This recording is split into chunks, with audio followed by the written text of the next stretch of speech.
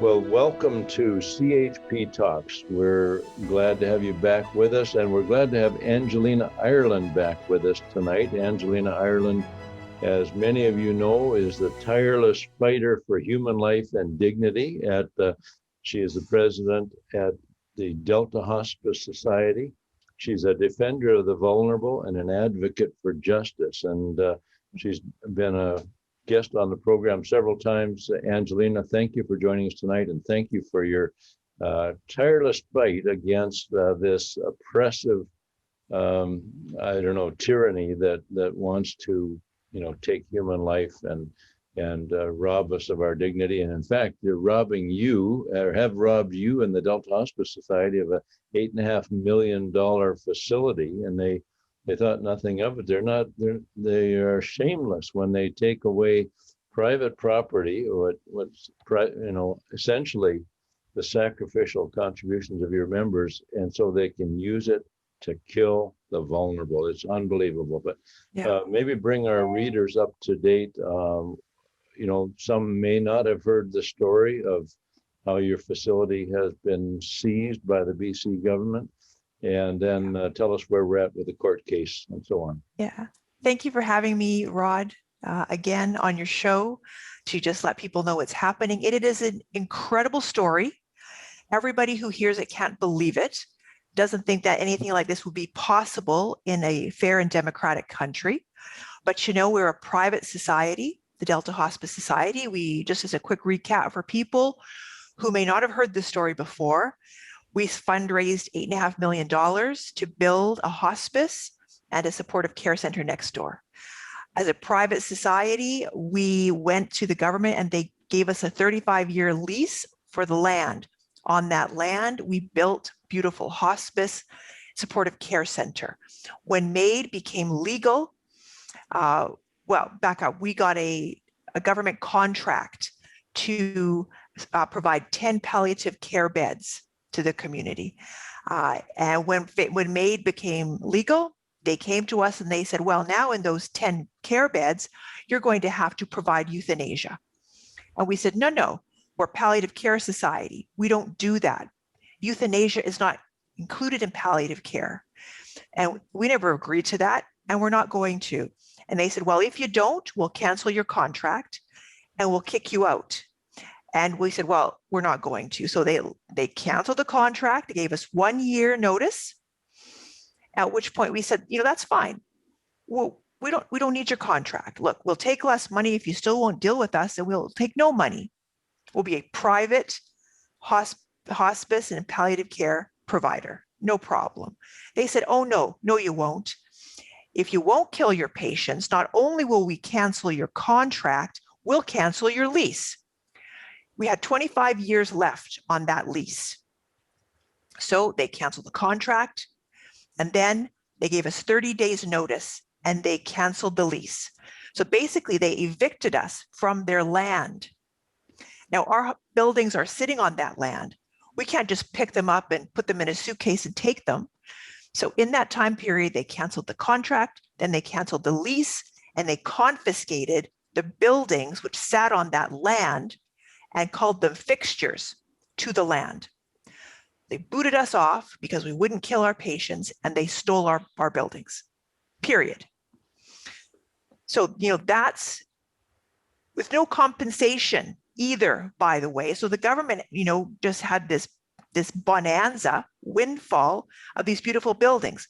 March 27th, they evicted us and took our buildings by it was 2 weeks later, they reopened them under government control and provided euthanasia to the people in there. So we don't even know how many people in there have received euthanasia at this point.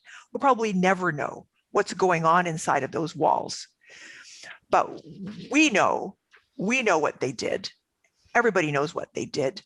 And they just acted ruthlessly with no conscience whatsoever. I wish everybody did know, because I think even the citizens of British Columbia, probably many people are not aware of what took place there. And even this euthanasia itself, MAID, medical assistance in dying, as they euphemistically call it, I think a lot of people are not aware what that is. And the fact that palliative care, comfort care for the dying is not available. Like most Canadians who are in that at that stage of life do not have access to good palliative care. You had this beautiful 10-bed facility built with the contributions of your members and supporters. And the government of BC, the NDP socialist government that claims to be for the people, just steals that and acts like that, you know, you've done something wrong because you refuse to kill your patient. So that's terrible. And but thank you for fighting that through. You never yielded an inch. You know, now that you are ruthlessly evicted, you haven't gone into a corner to mope about it. You're at work to both fight the decision and the Delta Hospice Society. You are wanting that to carry on with the work of providing palliative care. Can you describe, Exactly. I know I've received some printed information from you, but for our listeners, can you describe what you hope the Delta Hospice Society will do in the future now that you've had your buildings robbed from you by this ruthless socialist government of British Columbia? Yes. So what they did was the Delta Hospice Society still exists. We are still the same board. I'm still the president. What the government did was take some of our assets, but we have other assets. We own a piece of land where we have a store. We have a thrift store on top of that. So that's where we create revenue from. So they haven't destroyed us. They've taken some of our assets. I mean, I'm sure they would have liked us just to run around with our tail between our legs and go somewhere and never be heard of again, right? Because, you know, the campaign that was waged against us by the activists and the government, you know, that's exactly what they wanted to do. They tried to humiliate us. They tried to, you know, bully us, harass us, and make us go away. But you know what happened? They only made us stronger. They only made us more determined to fight for the vulnerable in this country, because they now depend on us. They depend on us to be their voice.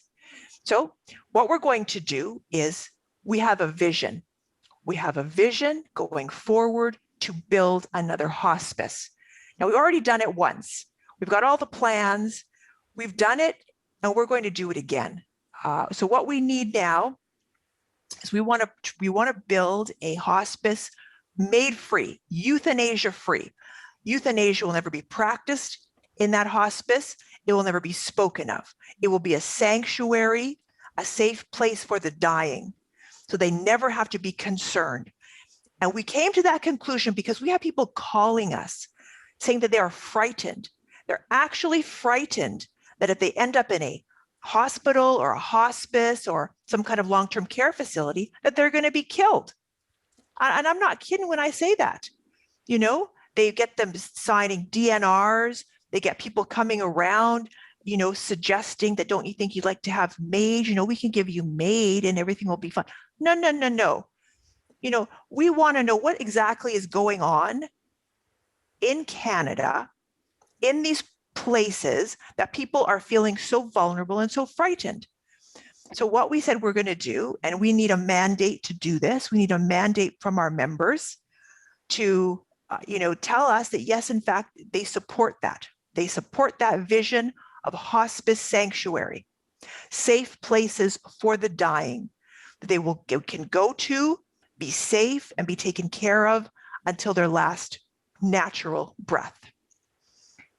So yeah, that's wonderful. So you mentioned you're going for the support of your members, and that brings up the question of membership. I know you are on a membership drive for two reasons. One, you need to expand this vision and have the support of a lot of good people who, if they only knew what you were doing, would want to be a part of it. And secondly, there are some people who are not in support of what you're doing, who are opposed to the protection of innocent human life, those that basically forced the issue for the Delta Hospice, for the Irene Thomas facility that you operated. So there are people who think it's a good idea to kill old people. And some of those people have become members of the society, and there will be a members meeting. So I've sort of laid the groundwork there. Can you fill in the blanks for Yeah, people who want exactly. to know how to get You involved, know, how to help you? right. So this is a result of having to go to court. I mean, it seems like we're always in court and we always lose in court, right? It's a big surprise, but this is a result of being considered an open society, meaning that anybody who gives us $10 can be a member. And the euthanasia activists went after us to get this distinction because they wanted to push in all of their people into our society that we tried to block. We said, no, you can't be a member. This is a palliative care society. What do you want to be a member here for? Well, they want to be a member to try to take over and then, right, assume our assets and use them to facilitate death. So, okay, we have to accept everybody. But what's happened is that people have rallied to our cause. They're allowed to be members. So, we invite all people across Canada to be a member of the Delta Hospice Society, and they have come. So what's going to happen now is we have been granted a virtual special general meeting to ask our members if they would vote yes to a virtual annual general meeting where you would vote for the new board of directors, because every 2 years, the board of directors must stand in front of the membership to be voted in again.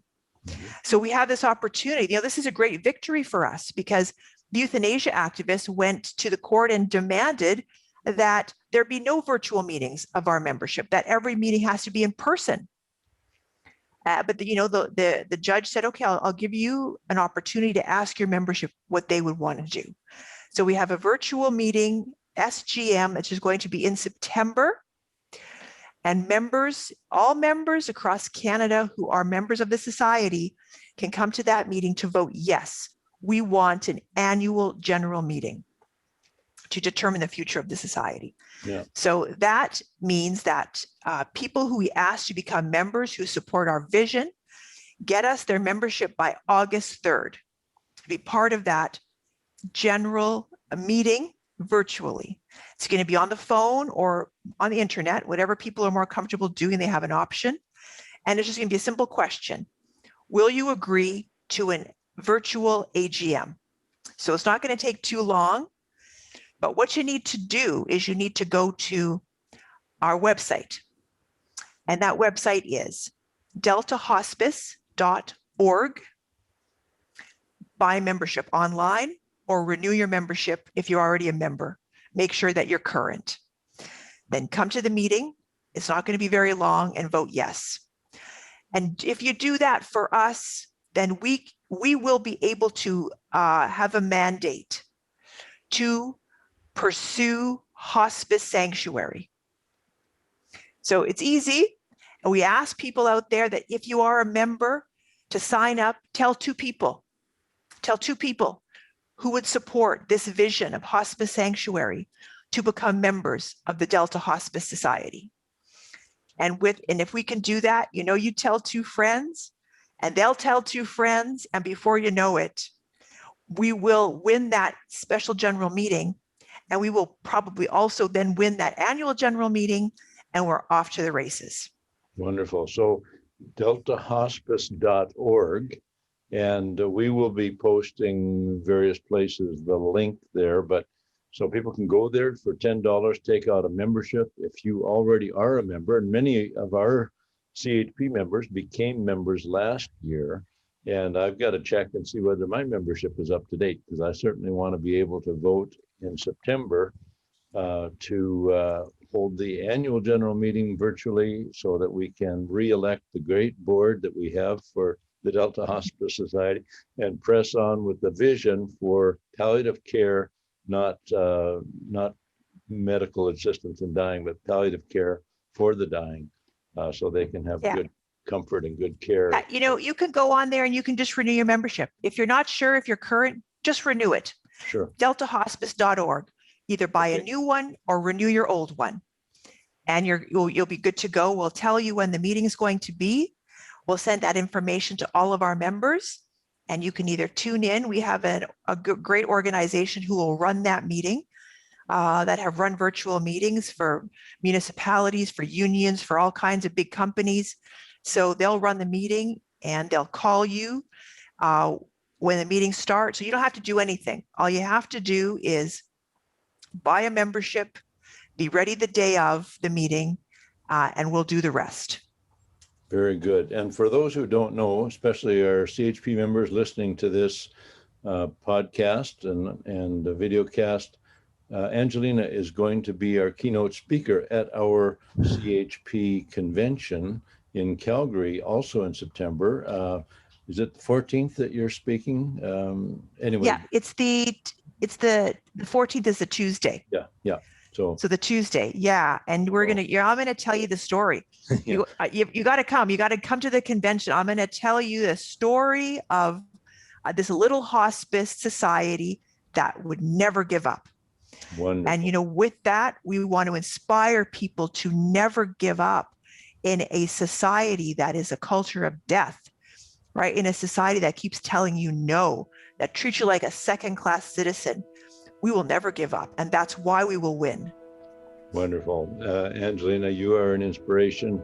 Thank you for joining me today on CHP Talks. And to all our listeners out there, we hope you will immediately go to deltahospice.org, take out a membership or renew your membership, and stay tuned so that you can vote in that important special general meeting in September. And if you are CHP members, also consider coming. You also need to register soon for our convention in Calgary. So great opportunity to meet Angelina in person and to hear her story, which is so inspiring. And thank you for standing up for the vulnerable. Thank you for never giving up. And thank you for joining us on this show. So thank you, Rod. Yeah. We're going to see all you guys at the convention. Very good. And we look forward to seeing more of you next week on CHP Talks. Thank you.